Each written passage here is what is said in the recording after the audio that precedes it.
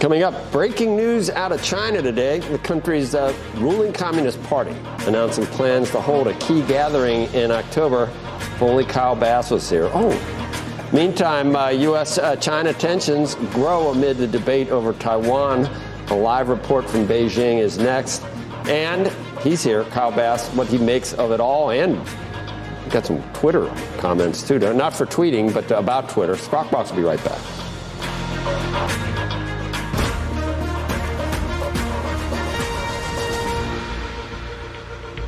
Welcome back to Squawk Box on CNBC. Taking a look at futures, we're looking at a higher open across the board, although we have lost a little bit of our gains as we proceed in the pre-market. S&P looking to be up by 20 points. NASDAQ looking to be higher by about 84. Meantime, Treasury yields are watching this very closely. We're seeing them pull back just a touch, which may... What? Talking to people. Joking. Talking to God. Talking to God. Anyway, Treasury yields have pulled back a little bit from yesterday's levels. Two-year note, 3.448%. Remember, yesterday we hit the highest level since 2007 on the two-year. 10-year yield at 3.084%. Joe. Thanks, Melissa. China's ruling Communist Party will hold its Congress starting on October 16th. This gathering happens once every 5 years. And with us on set this morning, Kyle Bass, Heyman Capital Management, founder. Wrap it all into what you were starting to say earlier. Is it, how long's it been? Time flies, doesn't it, since the Pelosi visit? And are things fundamentally changed with China?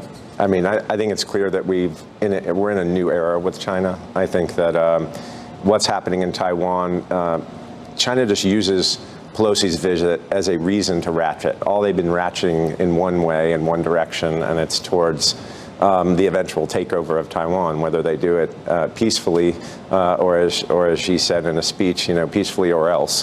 The question is, do they invade, and do they invade in the next year or two? They invade in the next 3 or 4? And what does that mean for U.S. national security with our reliance on Taiwan semi for chips and our reliance on China for antibiotic production and blood pressure medicine? There are some things where there is a reliance that is such a deep reliance on China on core areas of our existence. But then the flip side is we actually hold the economic nuclear button in the United States. China still uses dollars to interact with the rest of the world for the overwhelming majority of their transactions. And so if China's belligerence gets to a point where we need to do something, potentially engage either militarily or economically, I believe we should press that economic button and remove them from the SWIFT system and use that as a deterrent for China's potential invasion of Taiwan. Those are the things that I think need to be socialized in our government. So do they wait until they build up their parallel SWIFT system?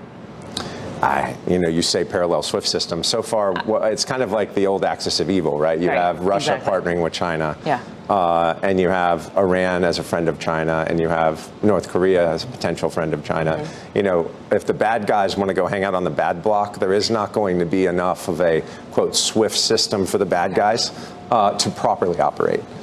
So I don't believe that that's an alternative. I think that their reliance on the globe is still going to be tantamount to their success, and their global primacy is something that they've convinced some academics in the U.S., some of the think tanks, and even some of the Wall Street analysts. And I don't think that's a foregone conclusion. I think they have so much leeway, Kyle, and I think we're in an appease, not a confront mode here. And I don't have to look any further than, I don't know, who do you want to talk about?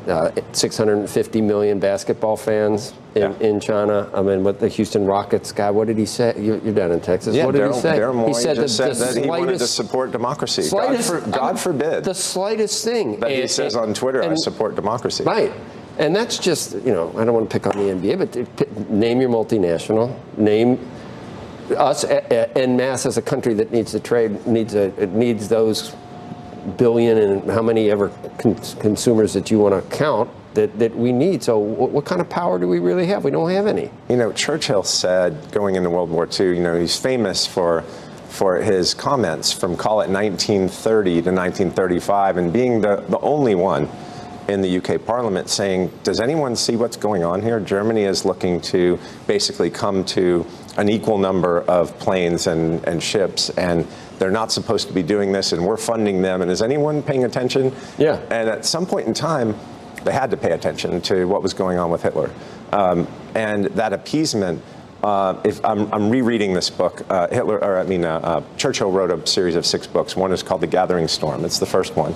And the parallels to the build-up into World War II now, I'm not saying we're going to World War III. I'm just saying that the vested interests with U.S. and U.K. investment into, let's just say, the aggressor, the parallels are shockingly similar. And the appeasement that's going on to a country that both of the last 2 secretaries of state said are committing a genocide and are engaging in live organ harvesting. And we all know that their ideology is very different than that of the developed West, but yet we continue to trade with them. Why do we trade with someone that is committing genocide? Well, because we really like profits and we really like cheap stuff.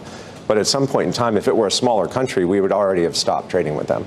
So the point I'm trying to make is the appeasement, the investment, and kind of the capture that China has of all of our businesses and all of our Wall Street heads, and really our universities and our academic institutions is frightening, and that's their unrestricted warfare that they engage in.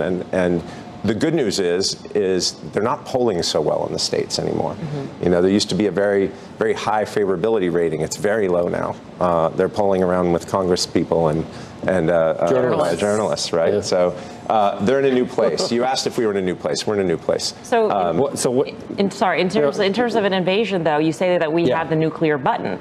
So does that mean that you think ultimately China does not invade Taiwan, or China does invade Taiwan? I mean, how do you think about the economy nuclear button? You mean the economy nuclear button? The SWIFT, yes, exactly. Yeah, sorry. Yeah. So if you look back to Xi's speech last summer, he gave a speech to the Politburo where he said his life's mission is the rejuvenation of the great Chinese race, and that's another way of saying the merger of Taiwan and China once again. And he said, if he doesn't achieve this mission, his life will have been an abject failure. So he is committed to taking Taiwan. The question is, will it be peacefully, which clearly Taiwan and the 27-odd million people that live there don't want China's rule. They just saw the movie that played in Hong Kong, and I don't think they want that system. And so when does he forcibly take Taiwan, and what does the U.S. do about it? What does the developed West do about it?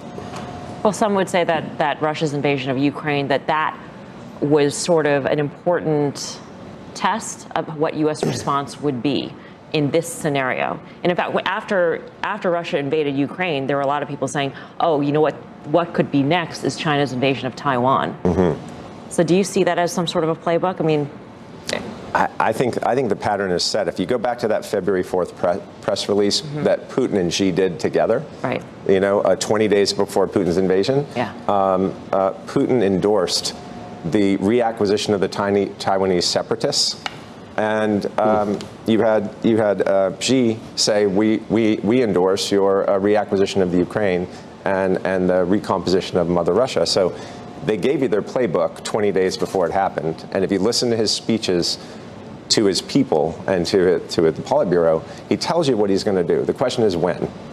Right. Can we talk about Twitter? We've got like a minute and a half. Yep. Your highest conviction trade right now is what? It's two things. It is being long hydrocarbons, oil and natural gas. The companies or the commodities themselves, or both? Both. Yeah, I own more of the commodities themselves, but I know the individuals that the mass audience here probably has to buy equities, so I own both. But I think, I still think that China's belligerence is going to cause the Taiwan dollar to break its peg to the U.S. dollar, so we maintain that position, and that's a big one.